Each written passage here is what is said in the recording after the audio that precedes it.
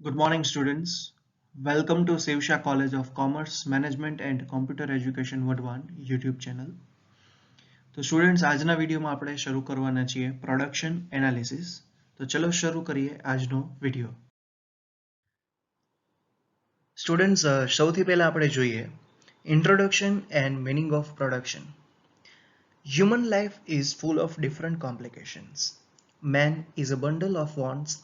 He always tries to satisfy his wants with his limited income. On the other side, different producers try to satisfy his primary and luxury wants by producing different goods and services. In this way, there are two sectors are found in the economy. One sector is producer and the other one is consumers. Demand for goods and services as well as supply of goods and services are the basic factors in economy. તો students જે first paragraph છે એ શું કહે છે કે there are so many puzzles, there are so many complications in human life. કે human life છે એમાં ઘણા બધા અલગ અલગ પ્રકારના કોમ્પ્લિકેશન્સ હોય છે અને જે મેન છે એની ઘણી બધી વોન્ટ્સ છે, ઘણા બધા વોન્ટ્સ છે, એની ઘણી બધી ઈચ્છાઓ છે, ઘણી બધી ડિઝાયર્સ છે અને એ બધી ડિઝાયર છે એને કેવી રીતે ફૂલફિલ કરવી છે એની લિમિટેડ ઇન્કમ જે છે એમાંથી. ઓન ધ અધર સાઈડ બીજી સાઈડ શું છે કે જે ડિફરન્ટ પ્રોડ્યુસર જે છે એ શું ટ્રાય કરે છે કે જે પ્રાઇમરી અને લક્ઝરી વોન્ટ્સ જે છે તો એ વોન્ટ્સ જે ગુડ્સ અને સર્વિસીસ જે એ પ્રોડ્યુસ કરે છે તો એ અલગ અલગ ગુડ્સ અને સર્વિસીસ પ્રોડ્યુસ કરીને જે પ્રાઇમરી અને લક્ઝરી વોન્ટ્સ છે સેટિસ્ફાઈ કરે. તો આવી રીતે જોવા જાવ તો ઇકોનોમીમાં બે સેક્ટર છે, જેમાં ફર્સ્ટ સેક્ટર છે પ્રોડ્યુસર અને સેકન્ડ છે કન્ઝ્યુમર. અને ઇકોનોમીમાં ડિમાન્ડ અને સપ્લાય જે છે એ બે બેઝિક ફેક્ટર્સ છે. જે ગુડ્સ અને સર્વિસીસ છે એ ગુડ્સ અને સર્વિસીસ માટેના જે બે બેઝિક ફેક્ટર હોય તો એમાં ફર્સ્ટ છે ડિમાન્ડ અને સેકન્ડ છે સપ્લાય. સેકન્ડ પોઈન્ટ શું છે? In general term production means to produce something or to create something. કે સામાન્ય રીતે જોવા જાઓ તો પ્રોડક્શનનો મિનિંગ શું થાય કે કંઈક વસ્તુ જે છે કોઈ વસ્તુ છે એને પ્રોડ્યુસ કરવી અથવા તો કોઈ વસ્તુનું સર્જન કરવું. બટ ઇન ઇકોનોમિક્સમાં જોવા જાઓ તો production means to increase utility of goods and services. જે ગુડ્સ અને સર્વિસીસ છે એની યુટિલિટીમાં વધારો કરવો. For example, the woollen clothes have great utility during the winter. કે જે વુલન ક્લોથ્સ જે છે એની વિન્ટરમાં ડિમાન્ડ વધુ હોય છે. રેઇનકોટ્સ છે તો રેઇનકોટની રેઇની સિઝનમાં ડિમાન્ડ વધુ હોય છે, એ વધુ યુઝફુલ હોય છે. Thus, increase of utility becomes the definition of production. અને આમ જે યુટિલિટી જેમાં વધારો થવો એ પ્રોડક્શનની ડેફિનેશન છે. તો સ્ટુડન્ટ્સ ઇન્ટ્રોડક્શન અને મિનિંગ જોયા પછી હવે આપણે જોઈએ સ્ટુડન્ટ્સ હવે પ્રોડક્શન ફંક્શનનો મિનિંગ શું છે. લાસ્ટ સ્લાઇડમાં આપણે પ્રોડક્શનનો મિનિંગ જોયો હતો, હવે આપણે પ્રોડક્શન ફંક્શનનો મિનિંગ જોઈએ. The first point is there is a functional relationship between inputs and outputs. Input refers to the various factor services which are used in production, that is land, labor, capital and enterprise. Output refers to the volume or quantity of goods produced. The relation between inputs and outputs is usually referred as the production function. The first point જે છે શું છે કે inputs અને outputs જે છે એ બંને વચ્ચે ફંક્શનલ રિલેશનશિપ છે. ઇનપુટ એટલે શું કે પ્રોડક્શન માટે જે વેરિયસ ફેક્ટર્સ જે છે એનો ઉપયોગ કરવામાં આવે છે, જેમ કે લેન્ડ છે, લેબર છે, કેપિટલ છે અને એન્ટરપ્રાઇઝ છે. તો આ જે પ્રોડક્શનના જે ફેક્ટર્સ છે એનો જે પ્રોડક્શન એક્ટિવિટીઝ માટે આપણે જે એનો યુઝ કરીએ છીએ તો ઇનપુટ છે. પ્રોડક્શન માટે જે સર્વિસીસનો જે ફેક્ટરનો યુઝ થાય છે એ ઇનપુટ છે. અને આઉટપુટ એટલે શું? Output refers to the volume or quantity of good produce. કે જેટલા વોલ્યુમમાં જેટલી ક્વોન્ટિટીમાં ગુડ્સ પ્રોડ્યુસ થાય છે એ આઉટપુટ છે. The relation between inputs and outputs is usually referred as the production function. કે ઇનપુટ અને આઉટપુટ વચ્ચેનું જે રિલેશન છે એને પ્રોડક્શન ફંક્શન તરીકે ઓળખવામાં આવે છે. તો સ્ટુડન્ટ્સ ફરીથી ઇનપુટ એટલે શું કે પ્રોડક્શન એક્ટિવિટીમાં જે ફેક્ટર્સ જે છે જેનો યુઝ થાય છે એ ઇનપુટ છે, land, labour, capital and enterprise. Output એટલે શું કેટલા વોલ્યુમમાં અથવા તો કેટલી ક્વોન્ટિટીમાં ગુડ્સ પ્રોડ્યુસ થાય છે, અને ઇનપુટ અને આઉટપુટ વચ્ચેનો જે રિલેશન છે એ શું છે? Production function. સેકન્ડ પોઈન્ટ શું છે? The production function showing the relation between input and output depends upon the technological condition of economy. કે હમણાં આપણે આગળના પેરેગ્રાફમાં જોયું કે પ્રોડક્શન ફંક્શન જે છે એ ઇનપુટ અને આઉટપુટનું રિલેશન મેન્શન કરે છે. તો એ શેના ઉપર ડિપેન્ડ કરે છે? તો it depends on the technological condition of economy. ઇકોનોમીની ટેકનોલોજીકલ કન્ડિશન શું છે એના પર ડિપેન્ડ કરે છે. It shows how in a given technical condition a certain amount of input will result in the production of a certain amount of a output of a commodity. એટલે કે શું દર્શાવે છે કે ટેકનિકલ કન્ડિશન જો સારી હોય તો જે પ્રમાણમાં ઇનપુટ આપવામાં આવે છે તો ઇનપુટના અમાઉન્ટમાં જેટલા અમાઉન્ટમાં ઇનપુટ આપેલું છે એના પ્રમાણમાં આઉટપુટ શું આવે છે? What is the result of output? Okay, જેટલા પ્રમાણમાં ઇનપુટ કરેલું છે એના પ્રમાણે આઉટપુટ શું આવે છે? કેટલી કોમોડિટી પ્રોડ્યુસ થાય છે? The production function can be illustrated with the help of productivity diagram and table. તો હવે આપણે જે નેક્સ્ટ સ્લાઇડમાં છે એ ડાયાગ્રામ, ટેબલ્સ, કર્વ્સ એની માહિતી મેળવવાની છે. તો ચલો વિદ્યાર્થી મિત્રો આગળ વધીએ. તો સ્ટુડન્ટ્સ, આઇઝોકોન કર્વમાં ફર્સ્ટ પોઈન્ટ છે a production function expresses the technological or engineering relationship between the output of a commodity and its inputs.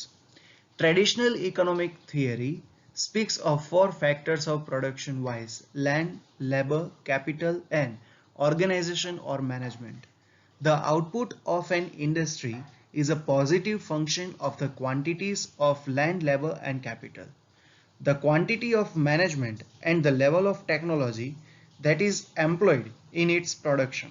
It can be denoted as follows. The first જે point છે એમાં શું કીધું છે કે જે પ્રોડક્શન ફંક્શન જે છે એ શું એક્સપ્રેસ કરે છે? The technological or engineering relationship between the output of a commodity and its input. કે જે કોમોડિટીનું આઉટપુટ થાય છે એ અને જે ઇનપુટ જે છે એ બંને વચ્ચે ટેકનોલોજીકલ અને એન્જિનિયરિંગ રિલેશનશિપ રહેલો છે એ દર્શાવે છે. પછી traditional economic theory speaks of four factors of production. જે ટ્રેડિશનલ ઇકોનોમિક થિયરી છે એમાં ફેક્ટર્સ ઓફ પ્રોડક્શન કયા કયા છે જે આપણે આગળ ચર્ચા કરી હતી કે land, labour, capital, and organization or management. The output of an industry is a positive function of the quantities of land, labor, capital, and the quantity of management and the level of technology in its production. એટલે કે જે કોઈ પણ industries જે છે એ ઇન્ડસ્ટ્રીનું જે output થાય છે, જે યુનિટનું આઉટપુટ છે, તો એ શું દર્શાવે છે કે જે ક્વોન્ટિટીમાં લેન્ડ, લેબર, કેપિટલ, પછી મેનેજમેન્ટની ક્વોન્ટિટી અને જે લેવલે ટેકનોલોજીનો યુઝ કરવામાં આવે છે પ્રોડક્શન માટે એ પોઝિટિવ ફંક્શન દર્શાવે છે. ઓકે, એટલે કે the output of an industry, જે ઇન્ડસ્ટ્રીના યુનિટનું આઉટપુટ છે, it is a positive function of the quantities of land, labour and capital and the quantity of management and the level of technology that is employed in its production.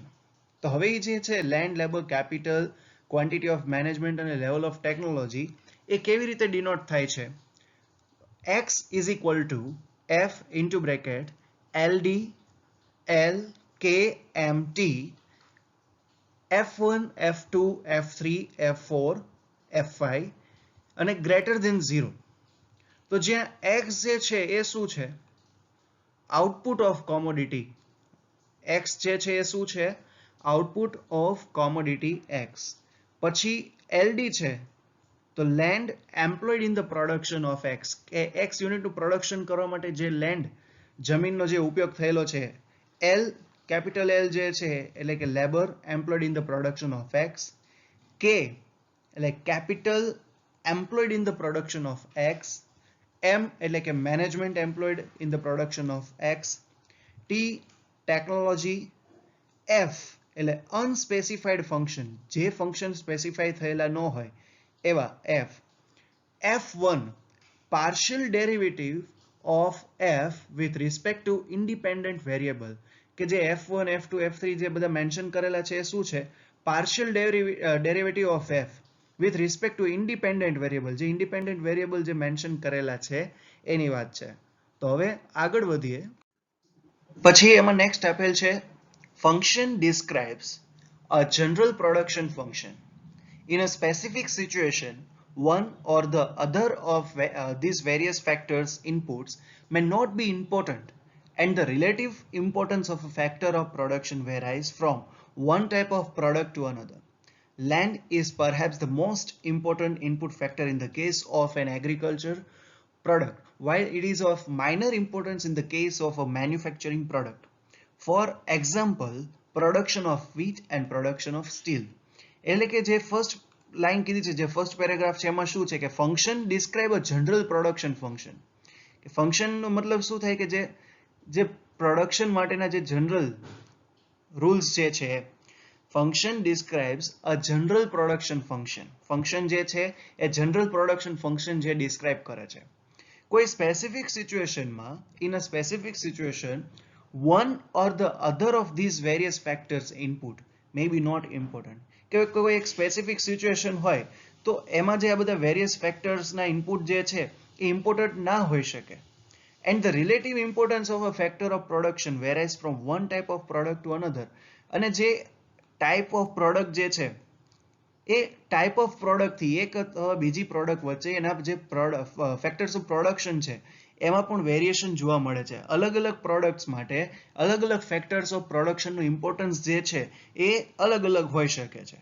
જેમ કે land જે છે, જમીન જે છે, land is perhaps the most important input factor in the case of an agricultural product. જો agricultural product હોય તો એના માટે સૌથી ઇમ્પોર્ટન્ટ કયું ફેક્ટર છે? લેન્ડ. અને જો મેન્યુફેક્ચરિંગ કરવું હોય તો મેન્યુફેક્ચરિંગ પ્રોડક્ટ હોય તો એના માટે લેન્ડ જે છે એનું ઇમ્પોર્ટન્સ કેવું હશે? ઓછું. એટલે આ જે ફર્સ્ટ પેરેગ્રાફ છે એમાં શું કીધું છે કે કોઈ એક સ્પેસિફિક સિચ્યુએશનમાં જે બધા ફેક્ટર્સના ઇનપુટ્સ જે છે તો એનું ઇમ્પોર્ટન્ટ શું હોય છે? અલગ અલગ હોઈ શકે પ્રોડક્ટ પ્રમાણે. એમાં એક્ઝામ્પલ આપેલું છે કે production of wheat and production of steel. જો વીટનું પ્રોડક્શન કરવું હોય તો લેન્ડનું ઇમ્પોર્ટન્સ રહેશે, અને જો સ્ટીલનું પ્રોડક્શન કરવું હોય તો પછી જે લેન્ડનું ઇમ્પોર્ટન્સ જે છે એ ઓછું હશે. For a good exposition of production decision problems, it is convenient to work with input factors for an output. If labor and capital are the only two inputs, the production function reduced to x is equal to f into bracket L and K. તો production ડિસિઝનમાં જે કોઈ પણ problem થતા હોય છે તો એના માટે શું કન્વિનિયન્ટ રહે છે કે to work with input factors of an output. એટલે કે શું કહેવા માંગે છે કે જે ઇનપુટ ફેક્ટર્સ માટે અથવા આઉટપુટ જે છે, it is convenient to work with input factors for an output. Output માટે જે ઇનપુટ ફેક્ટર્સ જે છે એની સાથે કામ કરવું કન્વિનિયન્ટ રહે. એટલે કે જો લેબર અને કેપિટલ જે છે એ they are the only two input, જો એ બે જ ઇનપુટ હોય તો પ્રોડક્શન ફંક્શન જે છે એ રિડ્યુસ થઈને શું થશે? x is equal to f into bracket L and K. પછી ફંક્શન હેઝ 3 વેરિયેબલ્સ. ફંક્શન જે છે એમાં 3 વેરિયેબલ હોય છે. Output of commodity x, unit of labour L and unit of capital K. For a given value of x, there will be alternative combination of L and K. કે જે કોઈ પણ function છે એમાં 3 વેરિયેબલ જોવા મળે છે. એક તો output of commodity, units of labour અને યુનિટ્સ ઓફ કેપિટલ. અને એ જે છે એ જે x ની વેલ્યુ આપેલી હોય છે તો એમાં alternative combination of L and K છે તો એમાં વેરિએશન જોવા મળે છે. This combination of L and K will vary with the variations in x. Okay, એટલે આ જે વેરિએશન્સ જે છે, કોમ્બિનેશન જે કરવાનું છે લેન્ડ અને લેબર અને કેપિટલનું, તો એ x ની વેલ્યુ સાથે ચેન્જ થશે. તો હવે આગળ વધીએ. તો સ્ટુડન્ટ્સ, અહીંયા ઇનપુટ આઉટપુટ રિલેશનશિપનું એક ટેબલ આપેલું છે. તો એ શું સમજાવે છે? An entrepreneur engaged in making shoes. In order to make shoes, he needs at least one cobbler and some capital. કે કોઈ એક એન્ટરપ્રેન્યોર છે, એને શૂઝનું પ્રોડક્શન કરવું છે, તો એના માટે એને શું જોશે? એક કોબલરની જરૂર પડશે અને થોડી કેપિટલની જરૂર પડશે, which consist of leather, thread, sewing tools, machines, etc. અને પ્રોડક્શન માટે લેધરની જરૂર પડે, થ્રેડની જરૂર પડે, સ્વિંગ ટૂલ્સની જરૂર પડે અને મશીનની જરૂર પડે. For making a given number of shoes, he would have alternative combination of labor and capital. For labor and capital are substitute to a certain extent. એટલે કે હવે આ જે ટેબલ જે છે કે જેમાં તમે જોઈ શકો છો x is equal to 2, 5, 9, 12 અને 14. તો એ જે ગિવન નંબર્સ આપણને પ્રોડક્શન આપેલું છે કે 2 યુનિટનું પ્રોડક્શન થાય, 5, 9, 12, 14 એવા પ્રોડક્શનનું એટલે કે જે શૂઝ જે છે એનું પ્રોડક્શન થાય, તો એના માટે જે એલ અને કે લેબર અને કેપિટલનું જે ઓલ્ટરનેટિવનું જે કોમ્બિનેશન કરવામાં આવેલું છે, તો એ શું છે? A cobbler having the minimum tools would hardly be able to complete one pair of shoes in a day. એટલે કે જે કોબલર પાસે ઓછા ટૂલ્સ હશે, સાધન ઓછા હશે, તો એક જે પેર જે છે શૂઝની એ દિવસમાં એક જ બનશે. અને જો કોઈ એક કોબલર જે છે એની પાસે ટૂલ્સની વ્યવસ્થા વધુ હશે, સારા એવા ટૂલ્સ હશે, તો પછી એક દિવસમાં 2 કે તેથી વધુ પેર ઓફ શૂઝ જે છે એ બનાવી શકે. તો હવે જે લેબર અને કેપિટલ જે છે એ કેવી રીતે પ્રોડક્શન કરીને કેટલા યુનિટનું બનાવી શકે એનું કોમ્બિનેશન શું છે? તમે જોઈ શકો છો કે x is equal to 2, જો 2 પેરનું પ્રોડક્શન કરે તો પછી લેબર 1 હોય અને કેપિટલ 20 થાય, તો પછી 2 નું પ્રોડક્શન થઈ શકે. 2 લેબર હોય તો કેપિટલ 12 જરૂર પડે, તો 2 નું પ્રોડક્શન થઈ શકે. લેબર 3 હોય અને કેપિટલ 8 હોય તો પ્રોડક્શન 2. તો એવી રીતે તમે જોઈ શકો છો કે x is equal to 5 માં શું છે કે 2, 3, 4, 5, 6, 7 એવી રીતે લેબરના નંબર આપી દીધા છે. અને કોમ્બિનેશન જે છે એ કેપિટલનું શું કર્યું છે કે 20, 14, 10, 7, 5, 4. પછી જો 9 યુનિટનું પ્રોડક્શન કરવું હોય તો લેબર આપેલા છે 3, 4, 5, 6, 7, 8. અને જે કેપિટલ જે છે, કેપિટલની જરૂર પડે 3 લેબર હોય તો 20ની, 4 લેબર હોય તો 13ની, 5 લેબર હોય તો 10ની, 6 લેબર હોય તો 8ની. પછી એવી જ રીતે તમે જો 14, તો 14માં શું છે? 5, 6, 7, 8. એટલે તમે જો કે જેમ જેમ યુનિટ્સ જે છે 2, 5, 9, 12, 14 યુનિટ્સમાં જેમ વધારો થાય છે એમ લેબરમાં પણ શું જોવા મળે છે? વધારો. 6 છે, ઓકે, તો અહીંયા 7 લાસ્ટ થયું, પછી 8, 9, 10 એવી રીતે સ્ટાર્ટિંગ જે છે 5 થી થાય છે. તો સ્ટાર્ટિંગમાં પણ જો અહીંયા પહેલા 1 હતું, પછી 2, 3, 4, 5. ઓકે, તો એ શું મેન્શન કરે છે કે જેમ જેમ યુનિટ્સ વધે છે તેમ તેમ લેબરમાં પણ વધારો જોવા મળે છે. 5, 6, 7, 8, 9. ઓકે, અને કેપિટલમાં શું થાય છે કે 5 લેબર હોય તો 20 કેપિટલ, 17, 15, 13, 11 અને 10. તો આવી રીતે જે કોમ્બિનેશન મેન્શન કરેલું છે, ઓકે, તો એ રીતે હવે આપણે ડાયાગ્રામ જોઈએ. તો સ્ટુડન્ટ્સ, હવે અહીંયા ડાયાગ્રામમાં જેમાં OX એક્સિસ પર આપેલું છે યુનિટ્સ ઓફ લેબર અને OY એક્સિસ પર આપેલું છે યુનિટ્સ ઓફ કેપિટલ કે. તો યુનિટ્સ ઓફ કેપિટલમાં છે 5, 10, 15, 20 અને 25. અને લેબરમાં છે 5, 10, 15 અને 20. તો હવે આમાં શું કહેલું છે? The shape of these isocones is such that they are falling. કે જે આઇસોકોન કર્વના જે શેપ છે એ શું છે? ફોલ, ઉપરથી નીચે તરફ છે. The higher the isocont is the higher the output it represents. કે જેમ હાયર આઇસોકોન કર્વ હશે એમ આઉટપુટનું લેવલ પણ શું હશે? Higher. Just like x is equal to 14. જે હાયર લેવલનું આઇસોકોન છે એ શું દર્શાવે છે કે જે આઉટપુટ લેવલ છે એ પણ વધુ હશે. તો જો લોઅર લેવલનું છે એનું 2 છે, પછી એનાથી ઉપર 5, 9, 12 અને જે હાઈએસ્ટ જે છે 14. ઓકે, તો એ 14 નું પ્રોડક્શન લેવલ પણ મેન્શન કરે છે. They do not intersect with each other. કે એકબીજા સાથે ઇન્ટરસેક્ટ થતા નથી. And they are convex from below. Okay, કે નીચેથી તે કેવા હોય છે? કોન્વેક્સ હોય છે. પછી An isocont is falling, for it can neither be rising nor constant. કે આઇઝોકોન કર્વ જે છે એ ફોલિંગ હોય છે, નીચેના ઢાળવાળા હોય છે, એ રાઇઝિંગ અથવા તો કોન્સ્ટન્ટ જોવા મળતા નથી.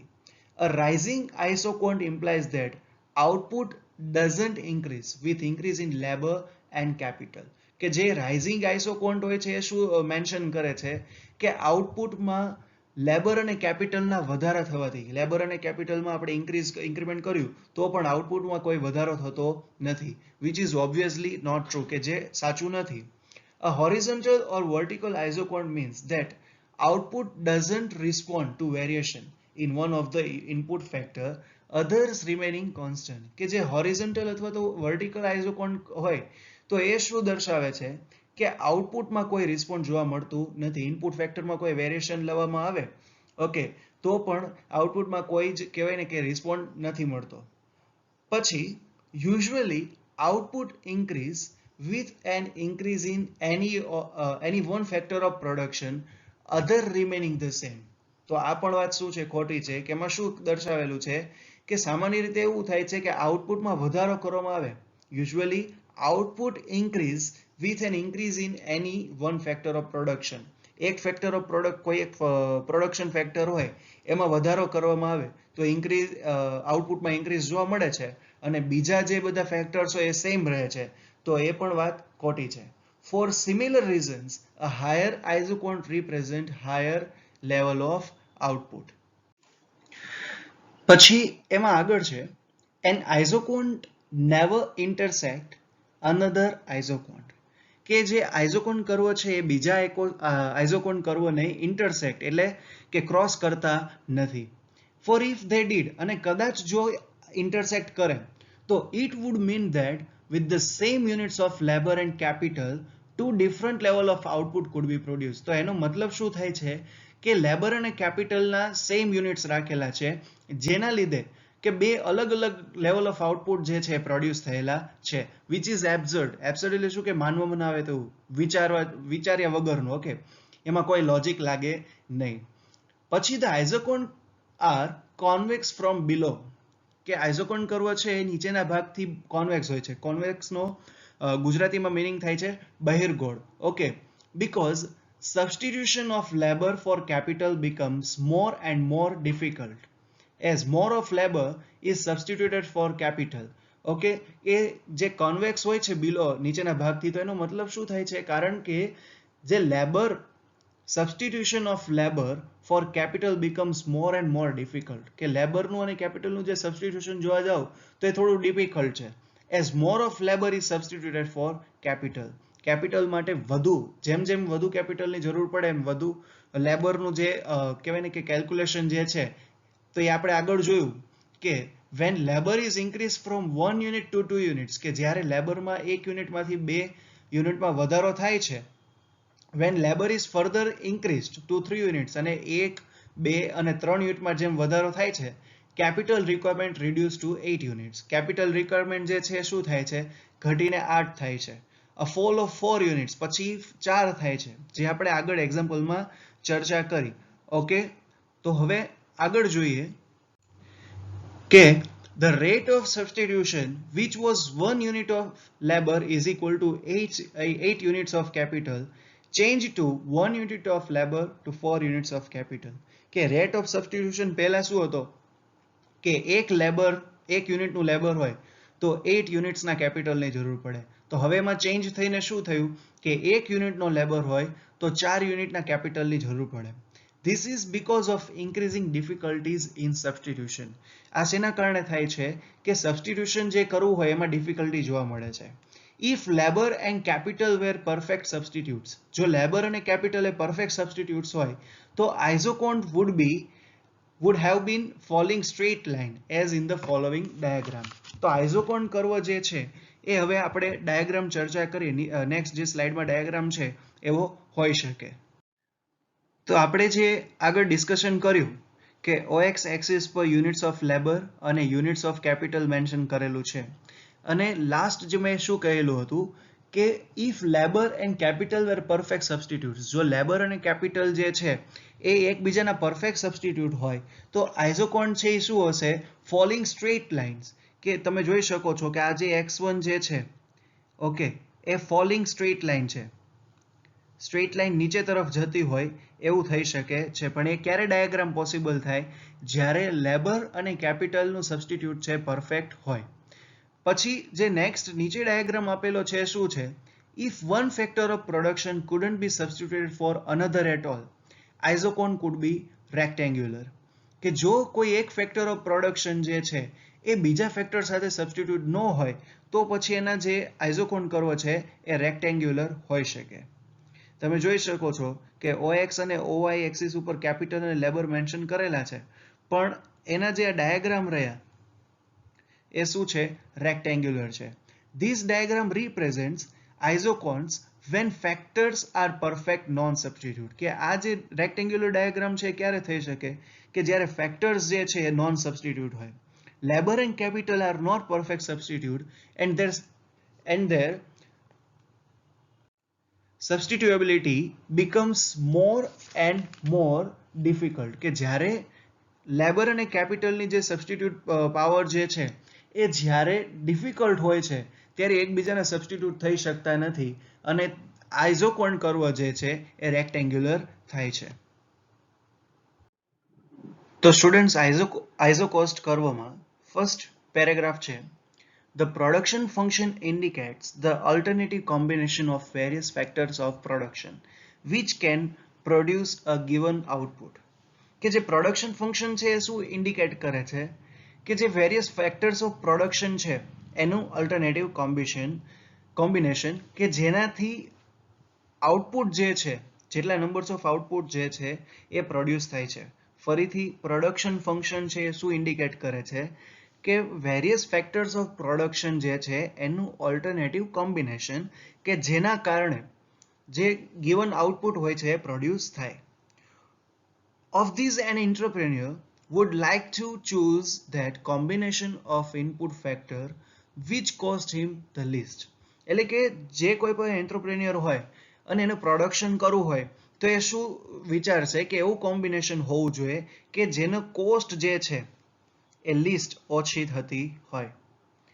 Suppose price of labour is equal to 9 પર યુનિટ. કે કોઈ પ્રાઇસ ઓફ લેબર જે છે એ પર યુનિટ 9 છે અને પ્રાઇસ ઓફ કેપિટલ છે 6 પર યુનિટ છે.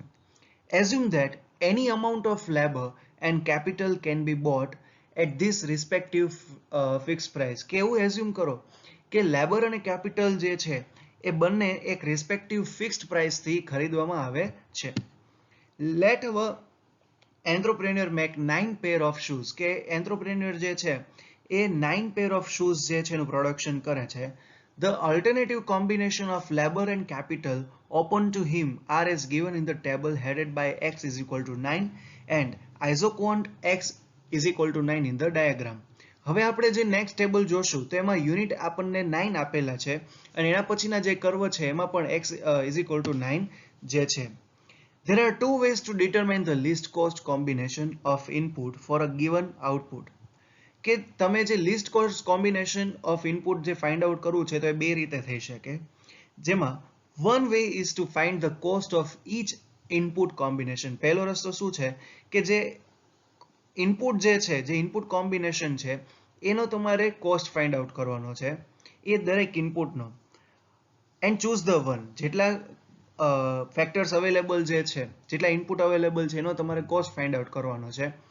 which has the least cost, કે જેમાં and choose the one which has the least cost, કે એવો તમે કોઈ એક ફેક્ટર ઇનપુટ અથવા કોમ્બિનેશન સિલેક્ટ કરો કે જેની કોસ્ટ જે છે સૌથી ઓછી હોય. ફરીથી one way is to find the cost of each input combination. પહેલો રસ્તો શું છે કે ઇનપુટ કોમ્બિનેશન છે એનું તમે કોસ્ટ ફાઇન્ડ આઉટ કરો અને સેકન્ડ વે છે choose the one which has the least cost, કે એવું તમે કોમ્બિનેશન સિલેક્ટ કરો કે જેની કોસ્ટ ઓછી હોય. તો હવે આગળ વધીએ. તો સ્ટુડન્ટ્સ, હવે આપણે જોઈએ કે લેબર અને કેપિટલનું કોમ્બિનેશન કરવાથી શું કોસ્ટ થાય છે.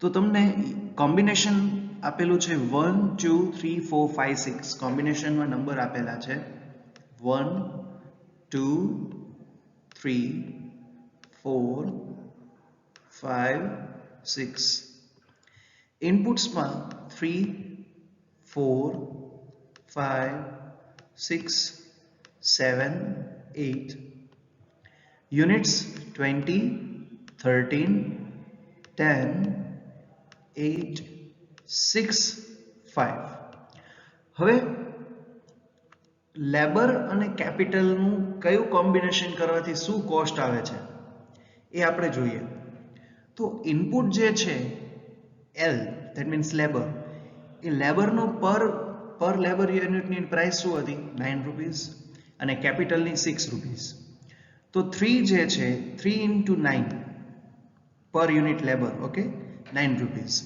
અને 20 જે છે 20 into 6 6 પર યુનિટ કેપિટલ તો હવે આ બેનું મલ્ટિપ્લિકેશન કરો 3 into 9 27 plus 20 into 6 120 is equal to 147 પછી એવી જ રીતે આનું કેલ્ક્યુલેશન થશે 4 into 9 13 into 6 is equal to 114 5 into 9 10 into 6 is equal to 105 6 into 9 plus 8 into 6 is equal to 102 7 into 9 6 into 6 is equal to 99 અને 8 into 9 plus 5 into 6 is equal to 102 તો અત્યારે આપણે શું જોયું કે લેબરના કેટલા ઇનપુટ્સ જે છે લેબર કેટલા આપણે કરીએ અને કેટલું કેપિટલનું કોમ્બિનેશન કરીએ તો શું કોસ્ટ આવે છે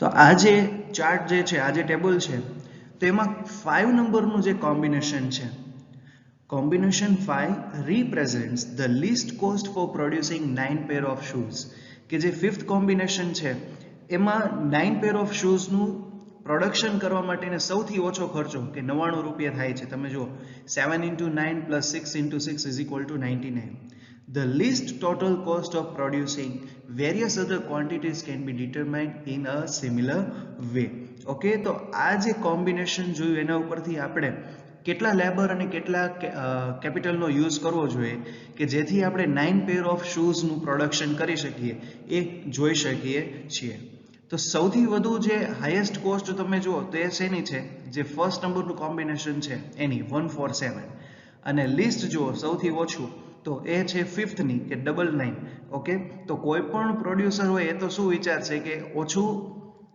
એનું જે કોસ્ટ જે છે ઓછી થવી જોઈએ તો સૌથી ઓછી કોસ્ટ છે એની છે કે 7 લેબરના યુનિટ હોવા જોઈએ અને 6 જે છે કેપિટલના યુનિટ હોવા જોઈએ એટલે 99 રૂપીસમાં 9 પેર ઓફ શૂઝનું પ્રોડક્શન થશે હવે તમે જુઓ કે 99માં 9 પેર તો એક પેર કેટલાની થાય 11 રૂપીસની થઈ શકે છે ઓકે તો આ જે છે if a shoemaker has 99 rupees at labor rupees 9 and capital per unit 6 rupees he can buy 11 units of labor with no capital 16.5 units of capital with no labor 7 units of labor and 6 units of capital and so on the various combination of labor and capital that he could buy with rupees 99 are represented by the C is equal to 99 in the following diagram તો હવે આ જે આપણે table જોયું એને આપણે ડાયાગ્રામની મેથડથી જોઈએ તો સ્ટુડન્ટ્સ હવે આપણે ડાયાગ્રામની હેલ્પથી આઇઝો કોસ્ટ કરવો જોઈએ line C is equal to rupees 99 is an iso cost line એટલે કે જે આપણે લાસ્ટ સ્લાઇડમાં જોયું કે 99 રૂપીસ જે આપણને લિસ્ટ કોસ્ટ આવતી હતી એ આઇસો કોસ્ટ લાઇન છે it is the locus of all those combination of labor and capital which could be bought for rupees 99 locus that means એક નિયંત્રિત કરેલી જગ્યા એક ફિક્સ પ્લેસ તો it is the locus of all those combination of labor and capital which could be bought for rupees 99 એટલે કે જે 99 rupees જે છે એ લેબર અને કેપિટલનું જે કોમ્બિનેશન કરેલું હતું તો એ બેનું એક ફિક્સ પ્લેસ છે કે જેનું વેલ્યુએશન શું આવે છે 99 rupees The diagram gives a few iso-cost lines. It may be noted that all these iso-cost lines are parallel for factor price are the same in all cases. કે જે first diagram છે કે જેમાં તમે જોઈ શકો છો કે આ લાઇન્સ જે છે એ શું છે, પેરેલલ છે. ઓકે, તો એ જે લાઇન છે, it may be noted that all these isochron lines are parallel for factor price are the same in all cases. કે આ જે પેરેલલ લાઇન છે એ ક્યારે હોઈ શકે કે જ્યારે ફેક્ટર પ્રાઇસ જે છે એ સિમિલર હોય ત્યારે બધી લાઇન જે છે એ પેરેલલ હોઈ શકે છે. In order to determine the least cost input combination or the maximum output for a given cost, we have to understand the following diagram. તો આ જે ફર્સ્ટ ડાયાગ્રામ છે કે જેમાં યુનિટ્સ ઓફ લેબર ને 0, 5, 10 જે આ પેરેલલ લાઇન છે, તો એ પેરેલલ લાઇન્સ ક્યારે હોઈ શકે છે કે જ્યારે ફેક્ટરની પ્રાઇસ જે છે એ સેમ હોય ત્યારે જે યુનિટ્સ ઓફ લેબર અને કોમ્બિનેશન કેપિટલનું જે કોમ્બિનેશન કરવામાં આવે છે તો આઇઝોકોર્સ લાઇન જે છે એ સિમિલર હોય છે. પણ જ્યારે લિસ્ટ કોસ્ટ અને મેક્સિમમ કોસ્ટનું ડિટર્મિનેશન કરવું હોય છે ત્યારે આ જે સેકન્ડ ડાયાગ્રામ રહ્યો છે કે જેમાં લોટ્સ ઓફ કર્વ્સ છે તો એનું જોવાનું છે. તો હવે આપણે જોશું આ જે સેકન્ડ ડાયાગ્રામ છે એ આ જે ડાયાગ્રામ હતો એ શેના માટે હતો કે જ્યારે ફેક્ટર્સની પ્રાઇસ જે છે ઇક્વિવેલન્ટ હોય એના માટે હતું. જ્યારે ફેક્ટર્સની પ્રાઇસ સેમ હોય છે ત્યારે એવા કેસીસમાં શું હોય છે કે લાઇન્સ જે છે એ બધી પેરેલલ હોય છે. પણ જ્યારે લિસ્ટ અને મેક્સિમમ કોસ્ટનું ડિટર્મિનેશન કરવું હોય ત્યારે હવે સેકન્ડ જોઈએ. So it is seen that the maximum output that can be obtained with an outlay of rupees 99 is 9 pair of shoes, where the ISO cost line C is equal to rupees 99. તો આપણે હમણાં last ટેબલમાં જોયું હતું કે જે maximum output જે છે તો એ શું છે 9 પેર ઓફ શૂઝનું અને એની આઈઝો કોસ્ટ લાઇન છે એ શું છે 99 rupees. Rupees 99 is the least cost of producing 9 pair of shoes. And the least cost combination of input for this output is 7 units of labor and 6 unit of capital. કે જે 99 જે rupees આવેલા છે એ 99 rupees કેવી રીતે આવેલા છે કે જેમાં આપણે 7 યુનિટ્સ લેબરના લીધા હતા અને 6 યુનિટ્સ જે છે એ કેપિટલના લીધા હતા. Any other input combination on isochron x is equal to 9 will have a cost higher than rupees 99. For example, input combination at point C1 and C2 would cost rupees 105 and 102 respectively. આપણે જે last સ્લાઇડમાં જોયું હતું કે C1 અને C2 જે છે એનું કોમ્બિનેશન શું હતું કે એકનું પ્રાઇસ હતું એકની કોસ્ટ હતી 105 અને 102. Similarly, the least cost input combination for output levels 2, 5, 12, 14 are given by points A, B, D and E respectively in the diagram. કે તમે ડાયાગ્રામમાં જોઈ શકો છો કે જે લીસ્ટ કોસ્ટ ઇનપુટ કોમ્બિનેશન જે છે તે 2, 5, 12 and 14 are given by point A, B, D, E. તમે જોઈ શકો છો કે A, B, D અને E જે છે ત્યાં 2, 5, 12 અને 14 જેમ છે એ આઉટપુટ લેવલ્સ આપેલા છે. Thus, the line ABCDE represents the least cost combination of input for different level of output. It denotes the expansion path and is called the scale line. કે તમે જે મિડલ જે આ જે સ્ટ્રેટ લાઇન જે છે ABCDE એ output લેવલની line જે છે એ મેન્શન કરે છે અને એને સ્કેલ લાઇન તરીકે ઓળખવામાં આવે છે. તો હવે નેક્સ્ટ જોઈએ. તો હવે આપણે જોઈએ economies and diseconomies of scale. By the scale of enterprise or a size of the plant, the amount of investment in relatively in fixed factor of production can be determined. Costs of productions are generally lower in large plants than in smaller ones. This is so because of a number of economies of large scale production. તો એ જે point છે એમાં શું કીધું છે by the scale of enterprise કે જે કોઈ પણ એન્ટરપ્રાઇઝ છે એ લાર્જ સ્કેલ છે કે સ્મોલ સ્કેલ છે ઓર અ સાઇઝ ઓફ ધ પ્લાન્ટ કે જે પ્લાન્ટ છે એની સાઇઝ શું છે the amount of investment in relatively fix factor of production can be determine કે ફિક્સ ફેક્ટર્સ જે છે ફેક્ટર ઓફ પ્રોડક્શન જે છે એમાં કેટલું ઇન્વેસ્ટમેન્ટ કરવું એની અમાઉન્ટ જે છે એ ડિટરમાઇન થઈ શકે છે. Cost of production are generally lower in large plants than in smaller ones. કે cost of production જે છે એ large plants માં શું હોય છે ઓછા હોય છે in comparison to smaller ones. This is so because of a number of economies of a large scale production. Second point is when the firms expand their size of production, they secure some advantage or economies of production, which are collectively known as internal and external economies. When the firm expand their size of production, કે જ્યારે firm જે છે એ એની પ્રોડક્શનની size જે છે એમાં વધારો કરે છે, એક્સપાન્ડ કરે છે, ત્યારે તે સિક્યોર સમ એડવાન્ટેજ, એના જે એડવાન્ટેજ છે એ સિક્યોર કરે છે, or economies of production which are collectively, કે જે એડવાન્ટેજીસ અથવા ઇકોનોમિક ઓફ પ્રોડક્શન જે છે એ ઇન્ટરનલ ઓર એક્સટર્નલ ઇકોનોમિક્સ તરીકે ઓળખાય છે. Internal and external are those which are special to each firm, કે ઇન્ટરનલ અને એક્સટર્નલ જે છે એ બધા ફર્મ માટે સ્પેશિયલ છે. They depend solely upon the size of the firm and will be different for different firms. કે આ જે ઇન્ટરનલ અને એક્સટર્નલ ઇકોનોમિક્સ જે છે એ ફર્મની સાઇઝ ઉપર ડિપેન્ડ કરે છે અને એ ડિફરન્ટ ફર્મ માટે ડિફરન્ટ એનું હોય છે. Let us discuss both the economics. હવે આપણે જે ઇન્ટરનલ અને એક્સટર્નલ ઇકોનોમિક્સ જે છે એની ચર્ચા કરીએ. તો સૌથી પહેલા આપણે જોઈએ ઇન્ટરનલ ઇકોનોમિક્સ વિશે. A large firm gets the advantages of indivisibilities and specialization. These two factors lead to certain economies of elements of cost reduction. Internal economies may be divided into technical economies, managerial economies, marketing economies, financial economies and risk economies. કે જે large firm હોય છે એને ઇનડિવિઝિબિલિટી અને સ્પેશિયલાઇઝેશનનો લાભ મળે છે. અને આ જે બે ફેક્ટર છે એ બે ફેક્ટરને કારણે જે કોસ્ટ જે છે એમાં રિડક્શન આવે છે. તો હવે ઇન્ટરનલ ઇકોનોમિક્સ જે છે એમાં શેનો સમાવેશ થાય છે? તો ટેકનિકલ, મેનેજરિયલ, માર્કેટિંગ, ફાઇનાન્શિયલ અને રિસ્ક ઇકોનોમિક્સનો. તો લાઇન બાય લાઇન આપણે સૌથી પહેલા જોઈએ ટેકનિકલ ઇકોનોમિક્સ વિશે.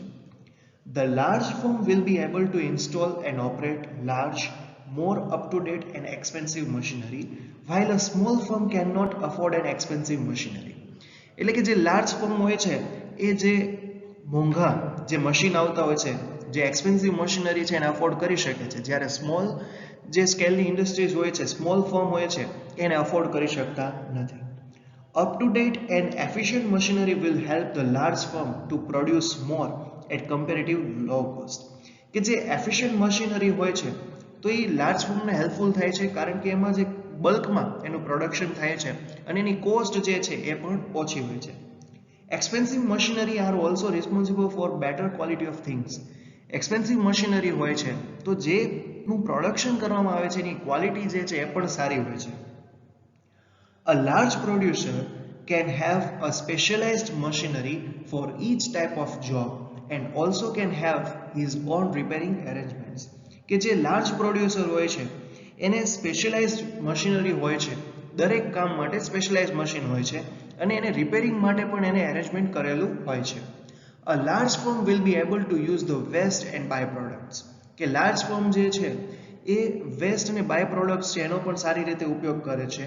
Thus, a large unit can be reduce its cost of production. કે લાર્જ યુનિટ જે છે એનું કોસ્ટ ઓફ પ્રોડક્શન છે એ ટેકનિકલી ડેવલપ હોવાને લીધે એમાં રિડક્શન કરી શકે છે. પછી આપણે જોઈએ managerial economics. Managerial economics arise from efficient and specialised management. In a small firm, the manager will have to perform a number of functions like checking accounts, buying raw materials, selling furnished goods, supervising production, looking after labor, etc. કે જે small ફર્મમાં જે manager હોય છે તો એને ઘણા બધા functions, જે ઘણા બધા કાર્ય કરવા પડતા હોય છે, કે અકાઉન્ટનું ચેકિંગ કરવું, રો મટીરિયલ્સ ખરીદવા, ફર્નિશ્ડ જે સેલિંગ ફર્નિશ્ડ ગુડ્સ જે છે એનું સેલિંગ કરવું, પછી સુપરવાઇઝિંગ પ્રોડક્શન જે છે એનું સુપરવિઝન કરવું, લુકિંગ આફ્ટર લેબર, જે લેબર છે એનું ધ્યાન રાખવું. જ્યારે લાર્જ એન્ટરપ્રાઇઝ હોય તો there is not one manager, ત્યાં એક મેનેજર નથી હોતા, but a number of departmental managers, કે ડિપાર્ટમેન્ટ જેટલા હોય એટલા મેનેજર હોય છે. જેમ કે પ્રોડક્શન મેનેજર હોય, અકાઉન્ટ મેનેજર હોય, સેલ્સ મેનેજર હોય, પર્સનલ મેનેજર હોય, to look after the workers. Personnel manager શેના માટે હોય? કે જે વર્કર્સ હોય છે, લેબરર્સ હોય છે એનું ધ્યાન રાખવા માટે. All of them, there is a general manager for the purpose of general supervision and coordination. આ ઉપરાંત જે ડિપાર્ટમેન્ટલ મેનેજર તો છે પણ એ સિવાય એમાં એક જનરલ મેનેજર હોય છે કે જે જનરલ સુપરવિઝન અને કોઓર્ડિનેશનનું કામ કરે છે. Apart from the advantages of specialized management, large scale firms can secure advantages through economizing labor. પછી થર્ડ આપણે જોઈએ marketing economies. A large scale firm can secure marketing economies. It can maintain a specialized marketing department while this is not possible for a small firm. કે જે large સ્કેલનું firm છે એ large સ્કેલના firm માટે જે specialise marketing department હોય છે એ માર્કેટિંગનું પૂરેપૂરું arrangement કરી શકે છે, જ્યારે સ્મોલ ફર્મ છે તો એ અફોર્ડ કરી શકતું નથી. The large firm buys and sells in bulk and therefore can secure special price from others. કે લાર્જ ફર્મ જે છે એ બાઇંગ અને સેલિંગ જે છે એ બલ્કમાં કરતા હોય છે, એટલે એને સ્પેશિયલ પ્રાઇસ જે છે એનો ફાયદો થતો હોય છે. Moreover, a large unit can give up the service of middlemen such as wholesaler and retailers and sell directly. કે લાર્જ સ્કેલનું જે ફર્મ જે છે એ જેમ કે હોલસેલર, મિડલમેન જે છે એમના ચાર્જીસ ઘટાડે છે અને ડાયરેક્ટ સેલિંગ કરે છે. Further, a large firm can afford to have its own transport system and thus avoids its dependence on other firms. કે લાર્જ સ્કેલને એના પોતાના ટ્રાન્સપોર્ટ સર્વિસ હોય છે, તો ટ્રાન્સપોર્ટ સિસ્ટમ હોવાને કારણે એને બીજા કોઈ ફર્મ ઉપર ડિપેન્ડ રહેવું પડતું નથી. એટલે આવી રીતે જે લાર્જ ફર્મ છે એ એડવાન્ટેજીસ લઈ શકે છે એડવર્ટાઇઝમેન્ટનો અને રિસર્ચનો. પછી આપણે જોઈએ financial economies. A large firm may secure financial economies, that is advantages in getting finance. Large firm જે છે એને મોટા પ્રમાણમાં જ્યારે ફાઇનાન્સ જોતું હોય છે તો એ મળી શકે છે. A large firm can secure funds either by borrowing from banks and other financial institutions or through share and bonds. કે જ્યારે લાર્જ સ્કેલને પૈસાની જરૂર હોય તો એ બેંક પાસેથી લોન લઈને કે બીજી કોઈ ફાઇનાન્શિયલ ઇન્સ્ટિટ્યુશન હોય અથવા તો શેર અને બોન્ડ્સ જે છે એના થ્રુ પૈસા બોરો કરી શકે છે.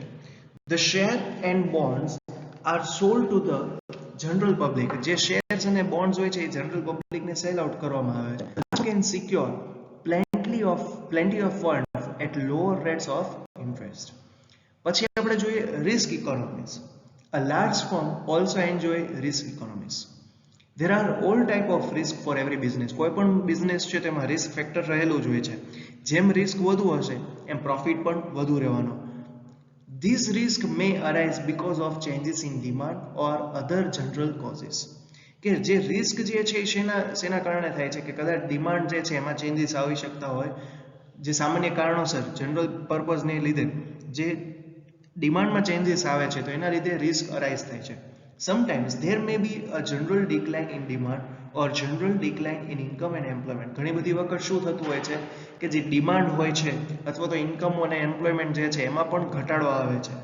A small firm will lose heavily because of a depression and be forced to go out of business. જો સ્મોલ ફર્મમાં એની જે કહેવાય કે ડિમાન્ડ છે એમાં ઘટાડો થશે તો પછી એવું પણ બની શકે છે કે સ્મોલ ફર્મને એનો બિઝનેસ જે છે એ ક્લોઝ કરવો પડે છે. તો હવે ઇન્ટરનલ ઇકોનોમીઝ જોયા પછી હવે આપણે જોઈએ external economies. When the industry grows, all the firm in that area secure a number of advantages which are known as external economies. કે જ્યારે ઇન્ડસ્ટ્રીનો ગ્રોથ થાય છે ત્યારે ગ્રોથ થવાને કારણે ઘણા બધા જે એરિયાઝ હોય છે સિક્યોર થઈ જાય છે, તો એ જે નંબર ઓફ એડવાન્ટેજીસ જે છે એને એક્સટર્નલ ઇકોનોમીઝ તરીકે ઓળખવામાં આવે છે. They refer to the several method of cost reduction which can be described as the function of growth. કે ઘણી બધી મેથડ હોય છે કે જેનાથી કોસ્ટ રિડક્શન થઈ શકે છે, પણ એ ક્યારે થઈ શકે છે જ્યારે ઇન્ડસ્ટ્રીમાં ગ્રોથ થાય ત્યારે. All firms participate in these benefits. કે બધા જ ફર્મ જે છે એ આ બેનિફિટમાં આ જે બેનિફિટ્સ બધા હોય છે એમાં પાર્ટિસિપેટ થાય છે. It is possible that economies which are internal to one firm may be regarded as external to other firm in the same industry. કે ઘણી બધી વખત એવી શક્યતા રહેલી છે કે જે ફર્મ માટે એ ઇન્ટરનલ ઇકોનોમી હોય છે તો એ જ જે ઇકોનોમી જે છે એ બીજા ફર્મ માટે એક્સટર્નલ હોઈ શકે છે. પછી one of the important external economies refers to better transportation and communication. કે જે એક ઇમ્પોર્ટન્ટ એક્સટર્નલ ઇકોનોમીઝ કહી શકાય તો એ છે ટ્રાન્સપોર્ટેશન અને communication. The government may provide better facilities for transportation and communication. Government જે છે ટ્રાન્સપોર્ટેશન માટે સારી એવી ફેસિલિટીઝ જે છે એ પ્રોવાઈડ કરે છે. પછી which may be able when all firms expand in a region. The government may provide better facilities for transportation and communication. The railways and roadways will be able to carry a large volume of goods and at cheaper rates. કે જે government જે છે ટ્રાન્સપોર્ટેશનની સારી facility provide કરે છે, જેમ કે railways જે છે, રોડવેઝ છે, તો એના દ્વારા તમે લાર્જ વોલ્યુમ ઓફ ગુડ્સ જે છે એ તમે સસ્તા ચીપર રેટ્સ ઉપર એનું તમે ટ્રાન્સપોર્ટ કરી શકો છો. A number of new firms will arise, will be able to supply goods and materials to the maintained industry, or which will be able to make use of the byproduct and waste of the main industry. કે આવી રીતે શું થશે કે ઘણા બધા firm જે છે ઇન્ક્રીઝ થશે અને જે સપ્લાય જે છે ગુડ્સ અને મટીરિયલ્સનું એ મેઇન ઇન્ડસ્ટ્રીમાંથી જેની સબસિડિયરી ઇન્ડસ્ટ્રી હોય છે એમાં એનું ટ્રાન્સપોર્ટેશન થશે અને ટ્રાન્સપોર્ટેશન થવાથી જે કોસ્ટ ઓફ પ્રોડક્શન છે એમાં પણ ઘટાડો થઈ શકે છે. તો સ્ટુડન્ટ્સ આ હતું એક્સટર્નલ ઇકોનોમિક્સ.